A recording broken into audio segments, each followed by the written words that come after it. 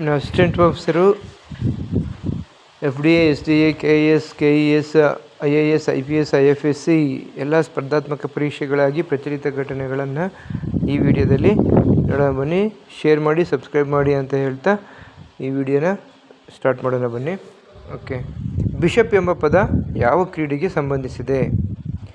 Bishop ಎಂಬ ಪದ chess ಕ್ರೀಡೆಗೆ ಸಂಬಂಧಿಸಿದೆ.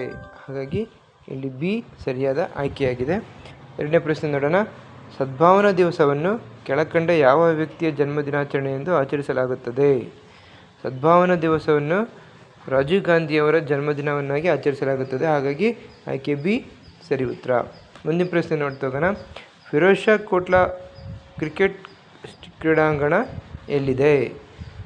ಫಿರೋಜ್ ಶಾ ಕೋಟ್ಲಾ ಕ್ರಿಕೆಟ್ ಕ್ರೀಡಾಂಗಣ ದೆಹಲಿಯಲ್ಲಿದೆ. ನೆಕ್ಸ್ಟ್ ಪ್ರಶ್ನೆ ನೋಡ್ತಾ ಹೋಗೋಣ. ಇಲ್ಲಿ ಮ್ಯಾಚ್ ದ ಫಾಲೋಯಿಂಗ್ ಕೊಟ್ಟಿದ್ದಾರೆ, ಹೊಂದಿಸಿ ಬರೆಯಿರಿ. ವ್ಯಕ್ತಿ ಹೆಸರು ಕೊಟ್ಟಿದ್ದಾರೆ, ಅವರು ಪ್ರಖ್ಯಾತಿ ಯಾವುದಕ್ಕೆ ಪ್ರಖ್ಯಾತಿಯಾಗಿದ್ದಾರೆ ಅನ್ನೋದನ್ನು ಕೊಟ್ಟಿದ್ದಾರೆ. ಈಗ ಮ್ಯಾಚ್ ಮಾಡ್ತಾ ಹೋಗೋಣ. ನೋಡಿ, ಬಿ ಆಯ್ಕೆ ಸರಿ ಉತ್ತರ. ಇದಕ್ಕೆ ಎ 1, ಬಿಗೆ 3, ಸಿಗೆ 2ನೇ ಉತ್ತರ ಸರಿಯಾಗಿದೆ ನೋಡಿ.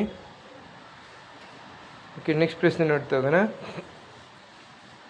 ಕೆಳಗಿನವುಗಳಲ್ಲಿ ಯಾವುದು ಆಲ್ ಇಂಡಿಯಾ ಸೇವೆ ಆಗಿರುವುದಿಲ್ಲ?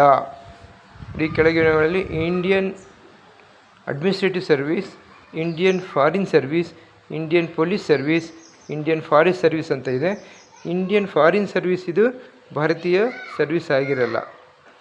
ಹಾಗಾಗಿ ಬಿ ಆಯ್ಕೆ ಸರಿ ಉತ್ತರ. ನೆಕ್ಸ್ಟ್ ಪ್ರಶ್ನೆ ನೋಡ್ತಾ ಹೋಗೋಣ. ಇಂದಿನ ವಿಶ್ವದಲ್ಲಿ ಅತಿ ಹೆಚ್ಚು ಪ್ರಮಾಣದಲ್ಲಿ ಶಕ್ತಿ ಒದಗಿಸುತ್ತಿರುವುದು ಪರಮಾಣು ಶಕ್ತಿನ, ಕಲ್ಲಿದ್ದಲಿನ, ಜಲವಿದ್ಯುತ್ ಶಕ್ತಿ ಸಂಪನ್ಮೂಲನ, ದ್ರವ ಇಂಧನ ಅಂತ. ಇದಕ್ಕೆ ಸರಿಯಾದ ಉತ್ತರ ದ್ರವ ಇಂಧನ. ಹಾಗಾಗಿ ಡಿ ಸರಿ ಉತ್ತರ ಆಗಿದೆ ನೋಡಿ. ಅತಿ ಹೆಚ್ಚು ನಾವು ಶಕ್ತಿಯನ್ನು ಒದಗಿಸ್ತಿರುವ ಇಂಧನ ಅಂದರೆ ದ್ರವ ಇಂಧನ. ಓಕೆ, ನೆಕ್ಸ್ಟ್ ಪ್ರಶ್ನೆ ನೋಡ್ತಾ ಹೋಗೋಣ. 5, 7, 11, 19